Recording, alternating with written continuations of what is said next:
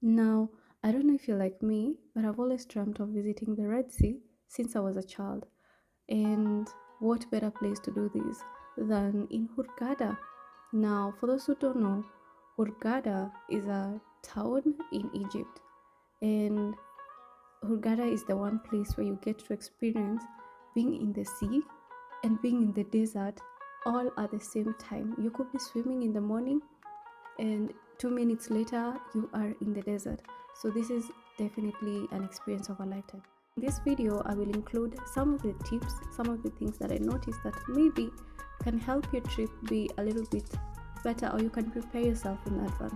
In this video I also include drive through the city just to give you an idea of how Hurghada is. So if this is something that interests you, be sure to let us know down in the comment section where you're watching this video from. I'm always very curious and very excited to interact with you down in the comment section. And of course, if you've been in Egypt and you have some experiences that you'd like others to know, please be sure to write and add down in the comment section below, because hey, sharing is caring. And I really look forward to interacting with you. Now let's get into it. Now, first up, let's talk about the visa. Now, we flew into Egypt using Corendon Airlines, and our flight was very smooth, and I'm grateful for that. Now, upon arrival, we went on ahead to get our visas, and the process is also quite simple and very fast. So you will get your stamp and your sticker from two different booths or two different people. First up, you're gonna get the stamp from travel reps. You'll see them. They're the first people you're gonna see from different hotels, and in fact they're gonna come to you. They're gonna come to you very fast and tell you, yeah, from which hotel are you going to? Okay, come here, follow me, that kind of a thing.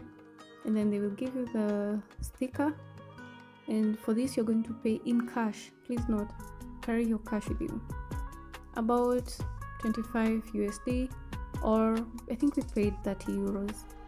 So just make sure that you have your cash with you, because it's a very fast experience and you don't want to feel lost or confused in this time. Yeah. And then after that you proceed to the immigration officer's booth, which is literally after them, and then he checks and blah blah blah, then you're good to go. Okay. And as soon as we were done with the airport, we opted to get our SIM cards right inside the airport before we left, because this was a bit convenient to be able to be connected and get internet as soon as you're leaving the airport. So if you can get your SIM card inside the airport, it's quite cheap and quite fast, and then when you have internet, you can maneuver everywhere. Now, like most hotels in Hurghada, they have a private beachfront, right? And we got to explore ours. And something I'm really grateful that we carried was our water shoes. Yes, you're gonna need some water shoes. Now, this is because the beaches have some rocks, and even inside the water, there's a little bit of rocks that can really hurt your feet if you just step on them directly. You don't want to expose your feet to that kind of pressure. So if you can get yourself some water shoes, that's a must. Like, I'm not even going to negotiate with you on this. Just make sure you pack your water shoes and you're gonna be safe and you're gonna enjoy to the maximum. Also, it's so comfortable walking in the water shoes, even in the beach, and even inside when you're going to snorkel. They will come really in handy. So you'll probably see in the video that when we're inside the water, you'll see us with some shoes. That's the shoes I'm talking about. And something else is, if you plan on snorkeling, and I hope I'm saying it right, snorkeling, you're going to need a snorkeling mask. And if you can spot the kind we have that covers your full face, this is really good because no water comes in through. As compared, there's another kind of a mask that it only covers your eyes all the way to your nose. That one is not as comfortable, and you cannot stay with it in the water for long as compared to the ones you're seeing in the video. Now this kind, I could genuinely stay in the water up to 1 hour without even needing to come out to remove some water that leaked inside or something. They're very comfortable and very convenient, and of course you can breathe very easily with them. And yeah, I think this was something that I would have not experienced the good snorkeling experience I got if I didn't have this. So yeah, this is a plus. Please make sure you get one. You can buy before you go to Egypt. You can buy, I think, on Amazon or in these shops that sell this kind of stuff for sports, or you can just buy there in Egypt, in Hurghada. There are very many shops near the hotels, and they sell some of these things. If you didn't carry your snorkeling mask, if you didn't carry your water shoes, don't worry, you can still buy it there. And I saw that the prices are quite relatively the same. So yeah, there's no worry in that. In fact, we bought them in Hurghada, the ones you're seeing in the video. Yeah, we bought about 3 of them in Hurghada, and yeah, the quality was okay. Yeah, we did not experience anything bad. And the best thing about buying in Hurghada, I can tell you something. The first one we bought was a bit tight on the face, and we just went back to the seller and told him, dude, this thing is really tight, it's hurting my nose. And yeah, he just changed it without any problem. I was like, you're my friends, yeah, of course I'm gonna change it. So maybe that is also a plus, buying in Hurghada, in case the size doesn't fit, or in case it's not, they can always exchange for you. Now, I cannot emphasize this enough, but make sunscreen your best friend. Yes, you heard me right. Reapply your sunscreen as much as you can. Once you get in the water and come out, apply again, because the UV index in this area is really high. You can check on your phone, it's really high. So please reapply coats and coats of sunscreen, because you need all the cover that you can get, because we're not risking having the effects of this much exposure to UV. And we also don't want sunburns. Nobody wants to look like a red tomato, yeah? Now, if you're like me, we have to explore the town. We have to explore the locals. We have to see what's going on. We have to know how the people live here. So, of course, in the video, you've probably seen, or you will see, a drive through the town. This is just to give you an idea how Hurghada, how the infrastructure is, how the people live, because for me, this is something I'm always curious about, and I'm always interested to know, how do the people live? How do the locals live? How do they get their daily bread? So for me, this was really important to get to have the chance to go to the city and just explore, walk through, drive through. This was really important for me, and I'm really happy that we got to do that, because we got to learn a little bit more about Hurghada, and how basically a big part of the economy is run by tourism, and hence having tourists is their bread and butter. And this makes sense. This really makes sense, because knowing what I know about Hurghada, it was once a very small fishing town, and how much it's grown now.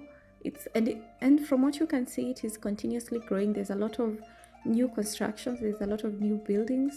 Now that you know this, that this town is largely growing due to tourism, then I have a new respect, I have a new respect for the sellers, because you will see sellers, and this is something you'll experience also.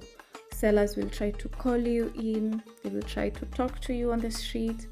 Now, for those people who are not used to this, they will find it a bit odd. I come from Kenya, you guys, and this is quite common in Kenya, where the sellers, they will be sitting outside their shops and they will be calling you in and trying to talk to you, to get in their shops, to try to make a conversation with you, to ask you where you're from, those kind of things. This is quite common in Africa.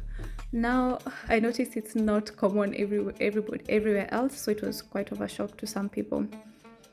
Of course, if you're not comfortable or if you don't plan on engaging with them, maybe a tip here, don't look at them, because if you look at them, you're encouraging them.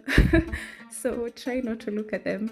If you can wear your glasses, maybe it can help, or politely decline, but they are quite persistent from what I saw. But of course, if you look like you mean business, they will not bother you. They will not, I promise you, they will not bother you. But if it happens, just know it's quite common, and don't take offense. Be polite, because these people depend on tourism for their main, they depend on you guys. So that small bit of kindness goes a long way. So I highly recommend, be kind to them. And if you're going to buy something, just a heads up, the prices are a bit high. And to be honest, some of the prices are not the same prices for the locals. You heard me. So try and don't go with the first price if you can. Try and haggle a little bit, or how we call it, bargain, negotiate. Try and negotiate a little bit. They're human beings. Of course, they're here to get their daily bread, but also they will understand. Always stay on that kind of an alert. Haggle a little bit. Be fair also. Remember, these are people with families. Be fair, be polite, and pretty sure you're going to get really good deals. Now, something else, if you're going to shop around, I think, and I recommend, have local currency. Convert some money. There are ATMs all over. Now, something I was really excited about was doing a desert safari. How many times do you get to go to the desert, So if you can go to the desert, do a desert safari. It's just natural, And in the hotel we were in, they normally arrange these tours. They have different packages, right? They arrange tours whereby they bring together a couple of tourists who want to go to a similar activity. Now, I found this to be very convenient to do this with them, because then I don't have to plan. We don't have to be looking for a vehicle. We don't have to be dealing with that hustle and bustle of planning something by ourselves. So they arrange everything, and then they tell us we meet at the hotel entrance at, let's say, 8 a.m. and then we go for a full day. Breakfast, lunch, dinner is taken care of, and you pay. I will try to include some prices if I can find. Okay, now something to note here, please always carry, and they will also tell you this, to carry an Arabic scarf, which is actually called keffiyeh, if I'm not wrong. Now this scarf, you cover I think you'll see it a lot, you cover yourself to protect from sunburn, from dust. You're in the desert, so there's a lot of dust and loose sand in the air, so this is pretty good to have. And if you can get it in cotton, proper cotton, 100% cotton. Now, if you did not buy this before and you did not have before you travel to Egypt, don't worry about it, because there's so many shops around the hotels, and they're selling these scarves right, left and center. You'll spot them everywhere. Just don't buy one that is not 100% cotton, because I think you feel the quality is a bit flimsier. So try and get the good one, is the cotton one, and don't worry about the wrapping, because the guides for the safari, for the desert safari, they're going to tie it for you and show you how to do it, because culturally this is not something we have, so they know this, and they will tie you up and show you how to open it or whatever. So again, I insist, don't bother yourself arranging for this kind of tours, arranging it by yourself. You can do this by the hotel and just save yourself that hassle of arranging stuff. You're on a holiday. You don't want to be arranging and planning too much. You want to come here and enjoy your time here, right? So now this desert safari included some activities, right? Driving the buggy, driving a quad bike, riding a camel and visiting the Bedouin village, the Bedouin people, and then afterwards, a small gathering, a small performance, and a dinner. Okay, so we had exactly that, and for me, this was such an amazing experience, especially the driving. Yeah, especially the driving. It was so good. It felt like Mad Max Fury Road. If you've watched it, then yeah, there's some thrill to it. Yeah, and something that I can recommend here. If you can see, I was in shorts. Probably not such a good idea to be in the desert with shorts. This has nothing to do with culturally or anything. This is because I had direct sunlight getting to my legs, to my thighs, and that wasn't so good. At some point, I felt like I was burning. So, yeah, because it's 40 degrees, 40 degrees or more, and you don't want that kind of heat on you. It feels like you're actually burning. So that is the one thing that I could say. If I could do it again, I would definitely have long pants. Of course, very light, but long pants. Even if it's just for the ride, but make sure you try and cover your skin as much as you can, because sitting on direct heat like that, it's not so good, and it's also not so comfortable. Yeah, so that is the one tip I can give on that. Now, when it came to visiting the Bedouin village, um, I don't know, I wasn't quite impressed, because it did feel a bit staged. It did not feel like this is the actual living place, this is their way of life. No, because the idea was they wanted to show us how these nomadic people live their life in the desert. I want to know how they cook, how they do their stuff in the desert. But it really did not feel natural. It felt like something staged, where they just come, set up very fast, and go back in the evening just to get, the tourists there. Anyway, I digress. So, on to something else.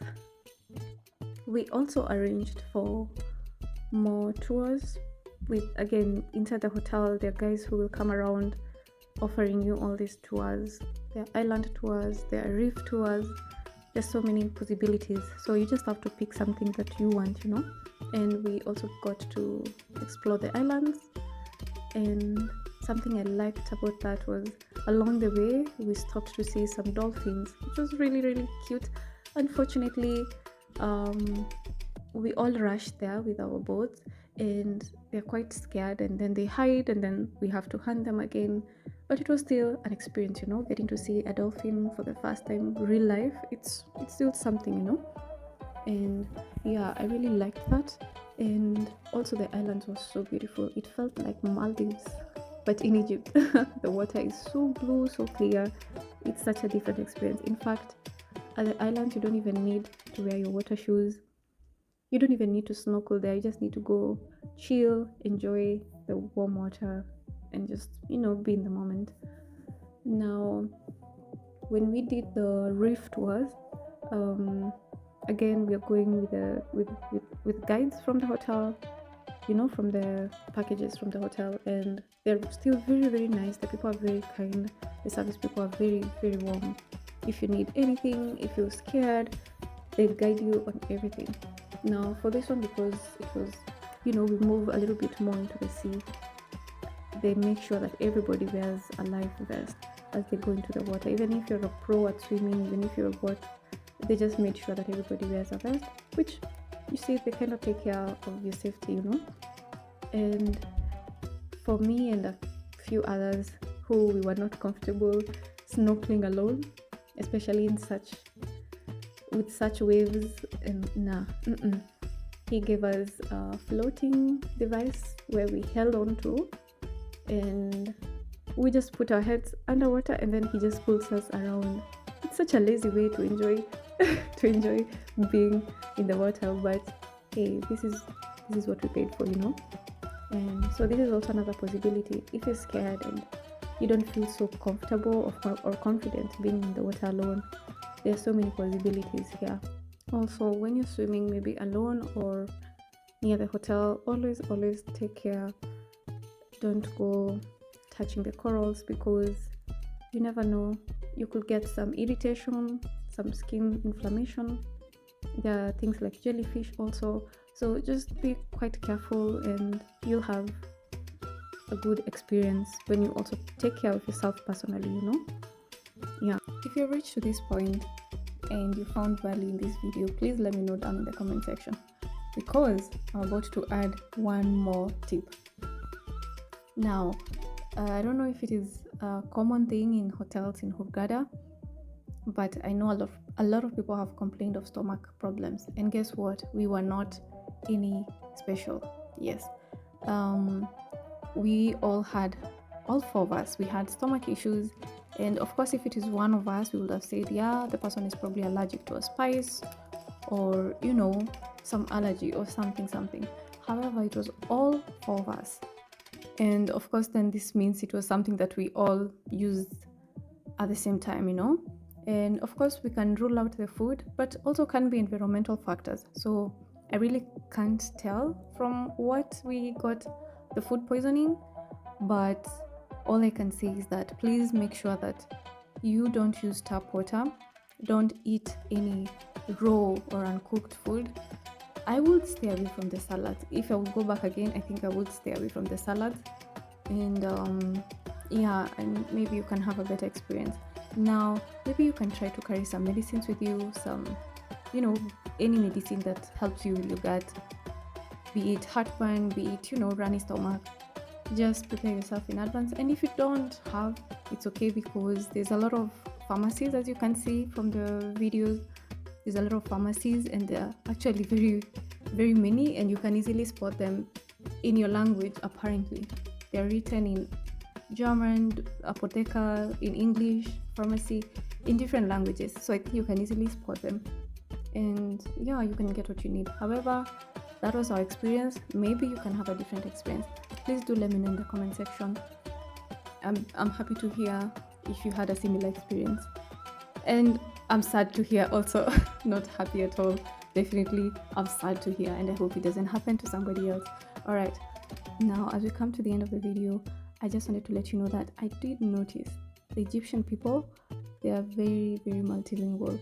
They can speak good German, they can speak good English, they can speak Arabic, of course, they can speak, I think, French. I won't be surprised if they speak Romanian. Though we did try to say hello to some guys and they responded. So yeah, like I think that is very convenient, and if you're planning to travel there, then you don't have to worry about the language barrier because they have equipped themselves with most international well-known languages, right? So I did try to use some words I know of Arabic descent, like shukran. Every time I would throw that around, I would see how it warms somebody's heart. I really hope to learn more words because I think Arabic language sounds really, really nice. Assalamu alaikum sounds really good, you know? So yeah, if you can try also, I don't know, maybe you can also use some words when you're there. Now do let me know down in the comment section below if you had any experience like this, and I'm very curious to hear which language you used during your stay. If you have reached till this point, you definitely are my favorite person, period, no negotiating. Now, I would be happy if you could subscribe, hit the like button, and leave a comment down below. That would be really cool. And I want to wish you a lovely time, and until next time, la revedere, auf Wiedersehen, au revoir, goodbye, tepu papa, ciao.